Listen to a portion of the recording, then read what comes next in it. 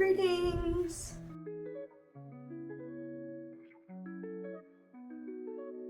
Okay, I don't know how this video is gonna go because usually when I'm talking about something, I'm doing something with my hands, doing my nails, doing my skincare, doing my makeup. Let me turn off the background noise really quick. Just as always, you're probably gonna hear my baby in the background, the star of the show, my co-host.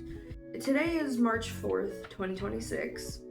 My baby was born on April 3rd, 2025. So it's been 11 months and 1 day. And I just wanted to share with you what I've learned in the almost year being a new mom. I guess let's just go ahead and get started. Well, let's not get started. Let's explain a little bit of my situation. I am still with my child's father. I still live with him. You should also know that I live with my mother. I have a basically full-time babysitter. I would also like to point out that we all work different shifts, like completely opposite shifts, so someone is always home. My situation may be different than yours, so some of this advice might not make sense for you. Speaking of living with my partner, the first thing I want to tell you isn't really about being a mom, more so it's about being a partner. Not everything is 50-50. In my head it was like, okay, I change this diaper, he changes the next diaper. It's not always gonna be like that. Sometimes you're gonna notice that your partner is exhausted and sometimes you're gonna notice that your partner is really busy or really stressed, and it's like, if you have the ability, take the load off for them. That goes both ways for me and Ricky. We're, I think, pretty good at that. Pretty good at picking up on when the other one is excessively exhausted, stressed, overwhelmed, etc. Take the load off for them and they'll do it for you next time. That's what's 50-50. I've also heard it should be 60-40 and you're both fighting to be the 60%. A relationship is not a transaction. This one is actually about babies. So something that you should know, oh, by the way, I just got out of the shower and I'm not wearing makeup and my pinky really hurts because I cut my nail too short, and my right calf hurts really bad because I just got a really bad Charlie horse about 30 minutes ago and it still hurts. Babies do in fact make different noises depending on what they want. Now, you will have to take a little while to figure out what specifically those noises are for your baby, because it's not like a specific noise means the same thing for every baby, but you'll pick up on it eventually, and it takes some of the guesswork out. Like, I thought that my baby would just literally be crying the same way all the time, and then I would just have to like rush and try to figure out what she needs. But if she's hungry, she does more of like a whine, and if she's tired, she like gets angry and kind of throws a fit. It's not always the same sound. Number 3 is very, very, very important. This is about you and prioritizing you. Postpartum depression, psychosis, anxiety is very, very, very real. I probably went over this in my last video when I was talking about pregnancy, but just in case I didn't, I'm going to tell you this story again. Ever since I was little, I've been scared of like home invasions and stuff like that.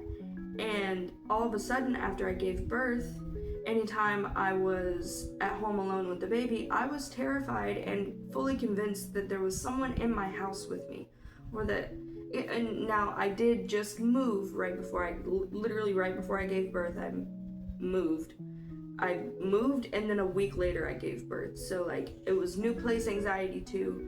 Reach out with any concerns that you have at all.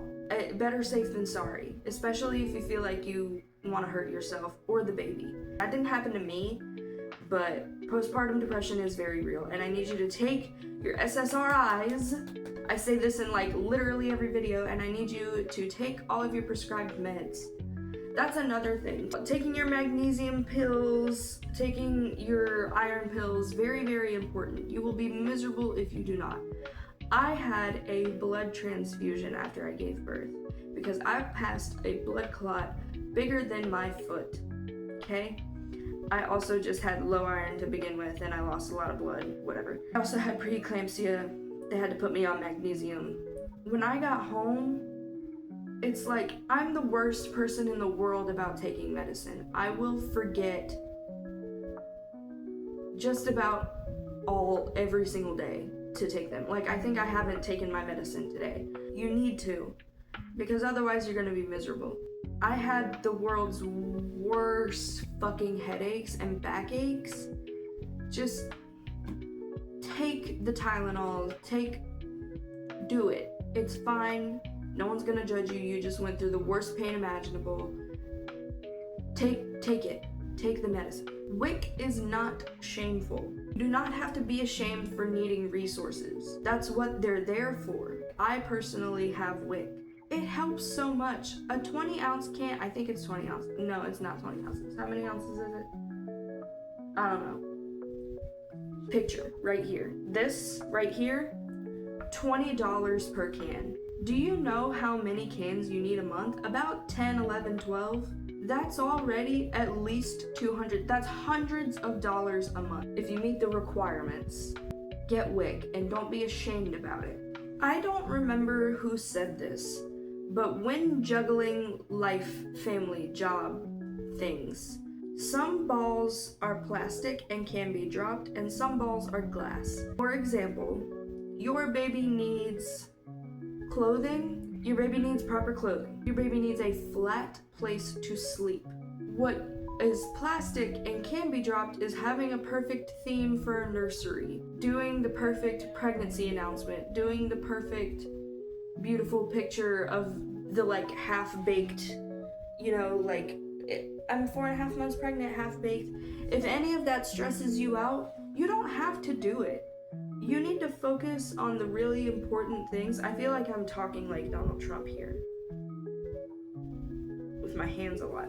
There are some things that just simply aren't important. Not important, but like not as important as other things. It's time to talk about torticollis and plagiocephaly. I mentioned this in a video 2 weeks ago, I believe, in a vlog.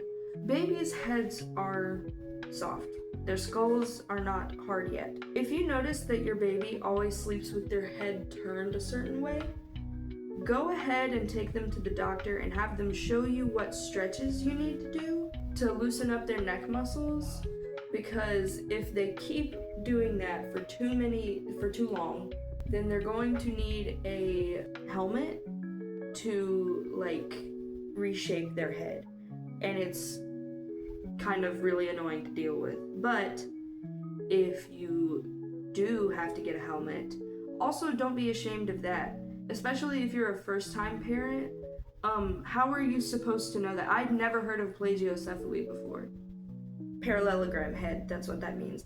Plagio-parallelogram cephaly head.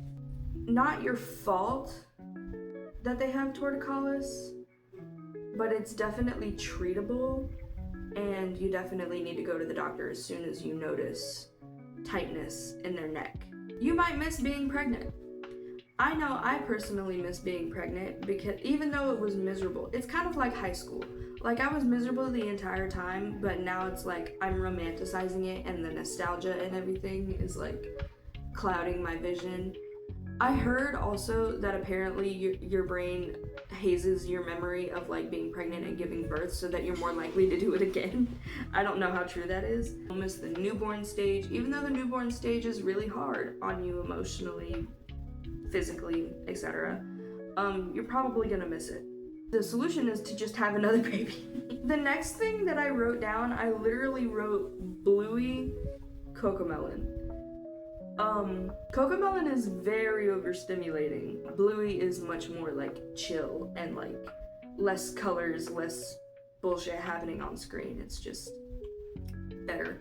Also, Cocomelon is like a little bit creepy. Don't be afraid to ask for help.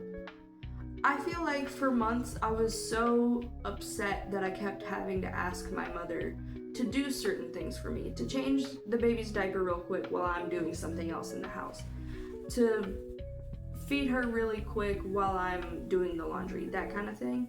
I'm not saying just like take your kid and push them on other people all the time, but if you have to sometimes, don't feel ashamed for that. It takes a village. People say that all the time, but it's really true. I always thought that I didn't have motherly instinct because when I was around my nieces and nephews, other people's children, I don't really have a baby voice when I talk to them. I don't really Me personally, I have a very short temper. So I thought that I would be a terrible mother. I thought that I would have the worst patience in the world. But my motherly instinct comes in the form of having the most endless patience with my baby. I feel like if you're worried about that, it's a good sign that you're actually going to be patient with your baby. It's like if you're worried about being lazy, then you're probably not lazy. I'm going to show you one of the funniest posts that I've ever seen on screen right here. It don't matter how good of a mother you are, that baby is going to fall off of that bed. What's important is that you remain calm, because if you freak out, then it's gonna freak your baby out even worse. What you need to do is just pick them up, scan them real quick, make sure they're fine, comfort them real quick. They'll probably be fine, especially if your bed is just like 2 feet off the ground like mine. Now if your bed is like way off the ground, obviously reach out to the doctor if you are nervous that maybe they broke a bone or something. There's nothing wrong with being cautious about it, but just know that it's really not that big of a deal if they fall off the bed once. Now obviously if you let it happen again and again and again, don't do that, but this is for all of my girl moms out there. Dresses are hard to crawl in. I find that my daughter really doesn't like wearing dresses because she finds them hard to move around in. She gets her knees up in the dress and then all of a sudden she can't go for it. It's annoying. Dresses are for pictures, I feel. Pants are for playing. Which I feel like it doesn't take a rocket scientist to figure that out, but I feel like people get so excited, they're like, oh my god, I have a girl, I get to put them in dresses, and it's like,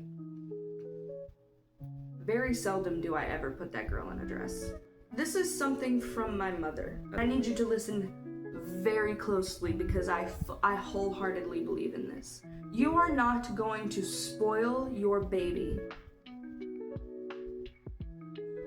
You are not going to spoil your baby. And I don't mean this as a warning, as hey, don't spoil your baby. I mean you cannot spoil a baby. It's impossible. Do you know what spoiling means? It means doing things for them that they cannot do for themselves. What can a baby do for themselves besides breathe and suck? If they're crying, pick them up. If they want to be held, hold them. You're not coddling them. It's not gonna rot them from the inside out. Hug your baby when you want to, especially because it all goes by so fast. I can't believe she's a year old already, almost. I want some more newborn cuddles. Yeah, you're not gonna spoil your baby. I'm not one of those parents that gives my phone to my baby, but they will try to grab the phone out of your hand. They want to do what you're doing. They don't even know what they're doing with the phone. They just want to hold it because they see you hold it. They want to mimic you. If you're cooking, hand them a pot and a ladle and they'll pretend that they're cooking too. From a very young age. If they see you writing a lot, hand them a closed pen or something that looks like a pen that won't actually write on things, and give them some paper. They'll sit there and hold the pen wrong and just tap it on the paper. It's really cute, it's adorable. This is something that I never heard of. When your baby spits up, it's really helpful, necessary to have an aspirator. It's the little bulb things that you use to get earwax out of your ear or anything like that. You can use it to get boogers out of their nose, but you can have a separate one for when they spit up and there's still some left in their mouth. You need to get it out with that. It never crossed my mind before giving birth. Put an aspirator on your registry. Bathing is really tricky. Before their umbilical cord falls off, you can really only give them basically a wipe down. Wash their head or their hair. If your baby has hair, my baby has a lot of hair. Wipe them down, basically. And do not get the umbilical cord wet because then it will take longer to fall off. It could also lead to infection, that kind of thing. After a bath, when you're about to put lotion on them, take that shit, warm it up in your hands before you put it on them. It's gonna make it so much more pleasant for them. Just like asking for help isn't shameful, just like having WIC isn't shameful, formula feeding your baby should not be shameful. I feel like if you bottle feed, a lot of people are going to have a problem with that because you're not breastfeeding. I can't breastfeed personally because I am on medication. I'm on Prozac, and the baby would become dependent on that. I'm on Abilify. The baby would become dependent on that. It is nobody's business. Fed is best. If you can't breastfeed, boo-hoo. They're getting fed. It's gonna be okay. I guess the last two things, I've lost count a very long time ago. One thing is, babies cannot have honey or water, and this is why. I didn't bother to look it up. Sorry, I'm bad at this. This isn't something I learned as a mom. This is something I learned many years ago, getting CPR certified, getting my first responder certification when I had it. If your baby has something like lodged in their throat, do not do a blind sweep. By that I mean don't just like take your finger and like try to get it out. That can lodge the object further into their throat. What you need to do is like basically either give them like the Heimlich or like do infant CPR is what I'm saying, but don't do a blind sweep. That's bad for them. That can cause more damage than you think. My throat hurts from talking so goddamn much. I don't know how entertaining this video is, but hopefully you'll find it useful. Someone out there will. Yeah, I'll see you next week with another video.